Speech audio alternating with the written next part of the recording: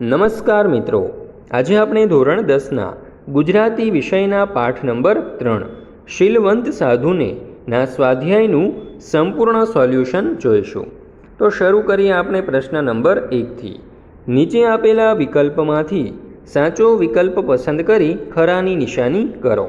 પહેલો સવાલ, જેને શત્રુ કે મિત્રુ એકે નહીં ઉરમાં પંક્તિનો ભાવ શું છે? તો અહીં 4 વિકલ્પો આપેલા છે, તેમાંથી સાચો જવાબ આવશે વિકલ્પ સી, જીવનથી નિર્લેપ બનવાનો ભાવ। ત્યાર પછી બીજું, શીલવંત સાધુનો શબ્દાર્થ, તો જવાબ આવશે વિકલ્પ એ, ચારિત્રવાન। ત્યાર પછી જોઈએ પ્રશ્ન નંબર 2, નીચેના પ્રશ્નોના એક વાક્યમાં ઉત્તર આપો।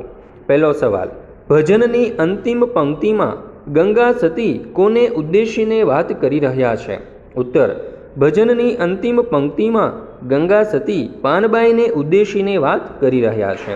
બીજો સવાલ, શીલવંત સાધુના ચિત્તની વૃત્તિ કેવી હોય છે? ઉત્તર, શીલવંત સાધુના ચિત્તની વૃત્તિ નિર્મળ હોય છે।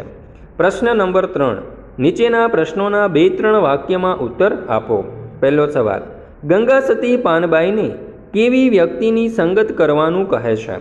ઉત્તર, જે સંતના મન, વચન અને વાણીમાં એકરૂપતા હોય, જે આઠે પહોર દિવ્યાનંદમાં રહેતો હોય અને જે પરમાત્માના ધ્યાનમાં લીન હોય, જેનું જીવન નિર્મોહી હોય અને ભજનમાં વ્યસ્ત રહેતો હોય, એવી વ્યક્તિને સંગત કરવાનું ગંગા સતી પાનબાઈને કહે છે।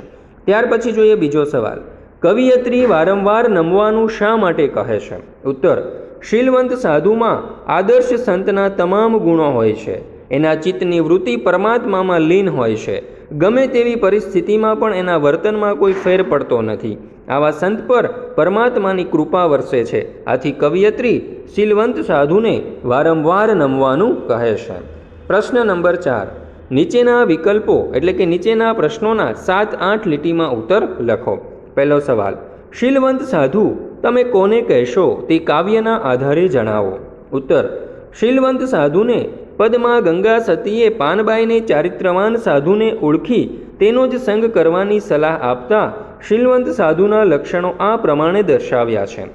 સાધુ ચારિત્રવાન હોય છે, તેઓ હંમેશા નિર્મળ અને પવિત્ર હોય છે, આથી જ પરમાત્માની એમના ઉપર કૃપા વરસે છે। એમનું લક્ષ્ય તો કેવળ પરમાર્થ જ હોય છે, એમને કેવળ પરમાત્માના વચનોમાં જ વિશ્વાસ હોય છે, એમના મન, વચન અને વાણીમાં એકરૂપતા હોય છે, એ આઠે પહોર દિવ્યાનંદમાં રહે છે, એમની તુર્યાવસ્થા જાગી ગઈ હોય છે, એ મોહ માયાથી પર હોય છે, આવા સંતોનો સંગ કરવાથી જ સંસાર તરી જવાય છે। તો અહીં આપણે આ પાઠને પૂર્ણ કરીએ છીએ। આ પાઠ એટલે કે આ વિડીયો તમારા દોસ્તો, મિત્રો, ભાઈબંધો, સખીઓ, બહેનપણીઓ બધાને સેન્ડ કરજો, જેથી તેઓ પણ આ પાઠનો અભ્યાસ કરી શકે। અને હા, આ પાઠ આ ઉપરાંત આ સિવાયના બધા જ પાઠના લિંક જે છે તમને ડિસ્ક્રિપ્શન બોક્સમાં પણ આપેલી છે અને ઉપર આઈ બટનમાં પણ આપેલી છે, તો ત્યાંથી તમે ધોરણ 10ના ગુજરાતી વિષયના બધા જ પાઠના વિડીયો મેળવી શકશો।